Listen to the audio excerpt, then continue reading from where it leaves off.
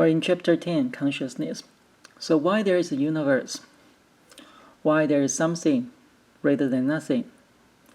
And why there is a universe full of matter and energy? Would this be enough? Why do we need to have consciousness? So far, nobody knows.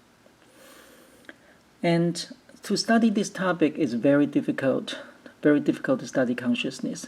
So in this short chapter, we will focus on what we know. We know we have different kind of consciousness state. So the brain death is there's no brain activity. That's called the brain death.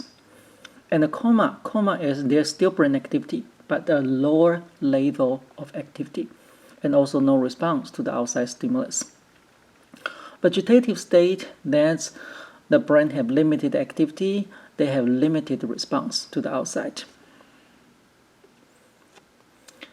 And that's what we know about consciousness. First, the subject experience themselves and others. And the brain activity and consciousness, they are related. And in the hospital, they always find when you have decreased brain activity, is associated with decreased consciousness. Like in the vegetative state, in the coma, they all have decreased brain activity. Neuronal activity is not entirely consciousness. In Chapter 3, when we talk about the central nervous system, you have the brain, you also have the spinal cord. Spinal cord is for reflex. This part is not consciousness. And let's talk about spatial neglect. Spatial neglect is the patient is not blind. It's not blindness. But their brain ignore one of their object in one of the visual field. Usually due to a stroke or other kind of brain damage. Say this person suffered a stroke in the right hemisphere, and after that, they start to ignore object on the left side of the body because the brain have the contralateral control. So the right brain control the left side, and the left brain control the right side. And this is one example. So this person suffer brain damage, and it turned out in the parietal lobe, that's the brain area, parietal lobe. And after the accident, he started to ignore the object on the other side. And this experiment, they asked the subject to do. So they will ask the subject, okay, cross out the line. And this person have the right hemisphere damage, and he can see it. He can see it. When do other experiment to tell you it's not the visual, it's not the lose the vision. But it turned out the brain just ignored that area. So he will cross out the line only on the right side and ignore the left side.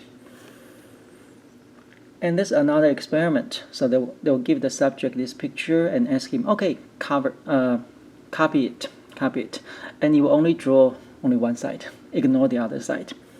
And also when you eat, you will put the food on the plate, and you will only finish the right side food, and you will put the utensil down, and you have to take his plate and turn 180 degrees, and you will say, oh okay, I have a food there, and we'll finish the other.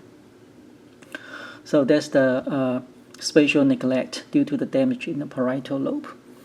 And let's look at another one, the circadian rhythm. Circadian rhythms, your sleep-awake cycle is controlled by thalamus, and not thalamus, the dicephalon. Dicephalon can be divided into the thalamus, hypothalamus, and epithalamus.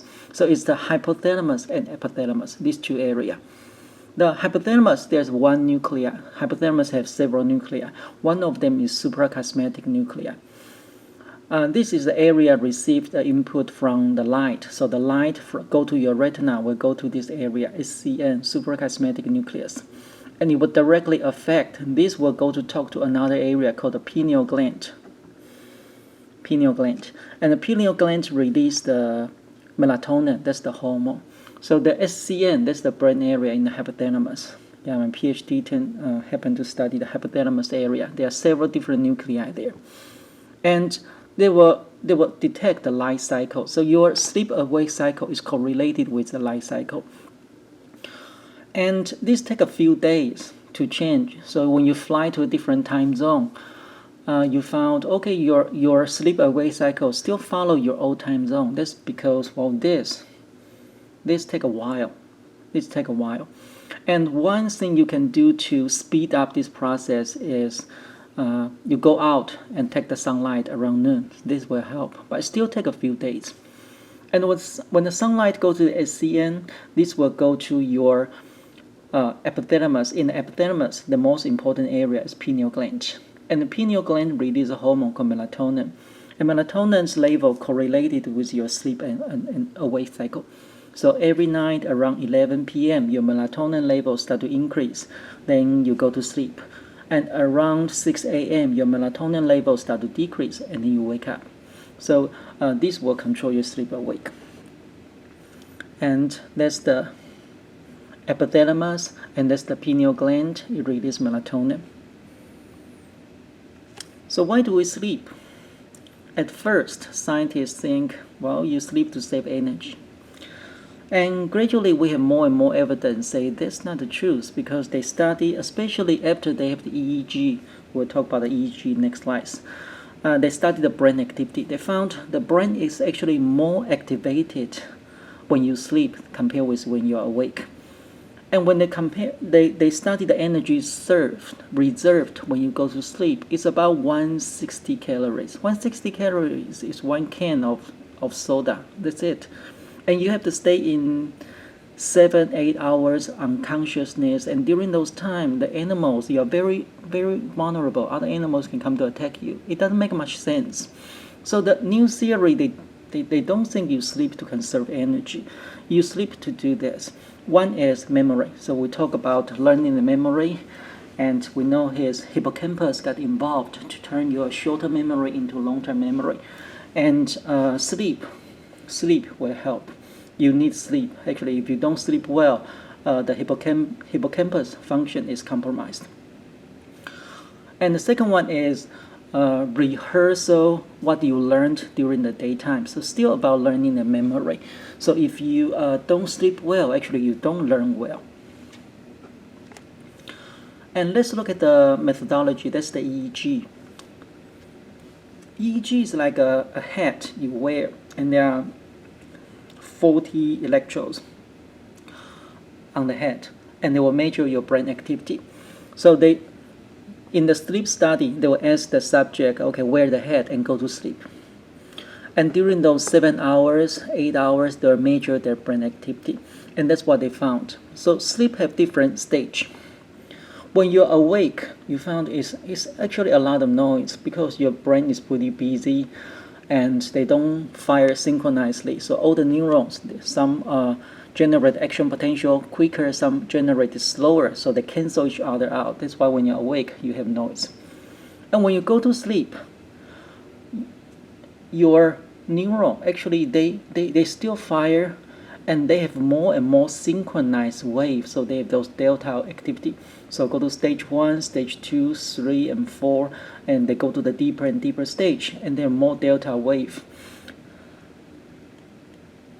And that's why they found the brain, okay, actually those neurons, they work more synchronously. And why they work synchronously? Because in neurobiology, they believe the neurons fire together, they wire together, so they are forming the neural network. And if you like to go to the mall and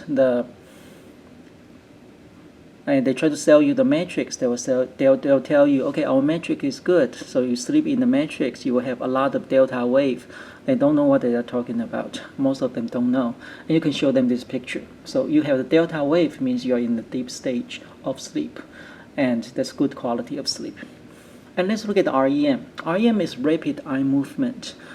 Scientists believe when you go to the REM sleep, you are dreaming. So they wake the subject up when they are in the REM. So even though their eyes are covered, you can still see their eye quickly move to the left and right. And if you wake them up, they will tell you, okay, I'm dreaming about this, dreaming about that. And you found their REM sleep, their brain activity is actually very close to awake, just one step away from awake. So the brain is very active when they are dreaming. So that's the REM sleep, and scientists believe that's when you are dreaming. And every night you go to sleep, okay, you start from the awake, you go to the deep stage, and you come back, so you dream. And you go to deep stage, you come back again, you dream the second time. So every night you repeat this cycle 5-6 times. So you actually have 5-6 different dreams. Most people only remember the last dream before you wake up.